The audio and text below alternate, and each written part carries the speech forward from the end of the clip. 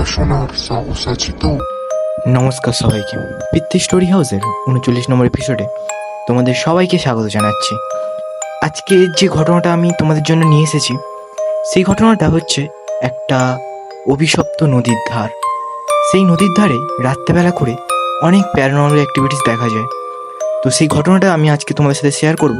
তার আগে যারা চ্যানেলে নতুন আছো, চ্যানেলটাকে প্লিজ সাবস্ক্রাইব করে নাও আর বেল আইকনটা অলে সিলেক্ট করে নাও, যাতে সবার আগে নতুন নতুন ভৌতিক ঘটনা তোমাদের ফোনে পৌঁছে যায়।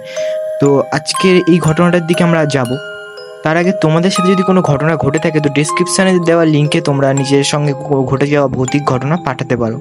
তো চলো বন্ধুরা, বেশি কথা না বলে গল্পের দিকে যাওয়া যাক। আমার মামার গ্রামের বাড়ি ছিল খুলনার একটা ছোট্ট নদীর পাশে। গ্রামের সবাই জানতো ওই নদীর ধারে সন্ধ্যার পর কেউ যায় না। গ্রামের বড়দের মতে নদীর পাশে সন্ধ্যা নামার পর দেখা যায় এক সাদা শাড়ি পরা মহিলা, যিনি একা একা বসে থাকেন। কেউ তাকে ঘাটে একা দেখলে দূরে থেকেই সরে যেত। এই কাহিনীটি ছিল দীর্ঘদিনের। আমার মামার একদিন রাতে বন্ধুর বাড়ি থেকে ফিরছিলেন। তখন সন্ধ্যা পেরিয়ে গেছে।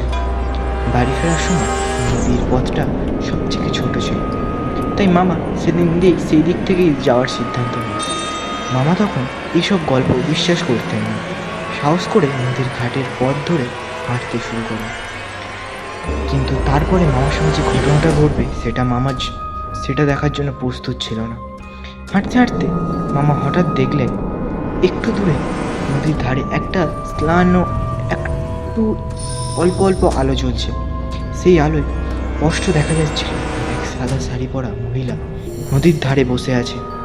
তার লম্বা চুল ভেজা, আর সে একদম শান্তভাবে নদীর দিকে তাকিয়েছিল। মামা শরীরের সব রক্ত যেন হিম হয়ে গেল। তিনি পিছিয়ে আসতে চাইলেন, কিন্তু পা যেন জমে গেল।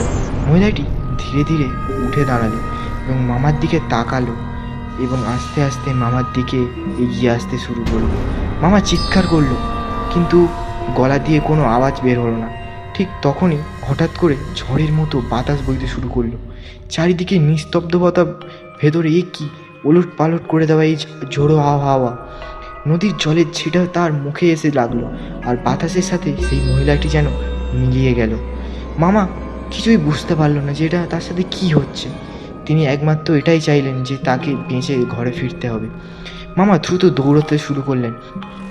দৌড়তে দৌড়তে বাড়ি চলে এলেন এবং এসে দেখেন তার পুরো শরীর কাঁপছে এবং তার গলা দিয়ে কোনো কথা বেরই হচ্ছিল না।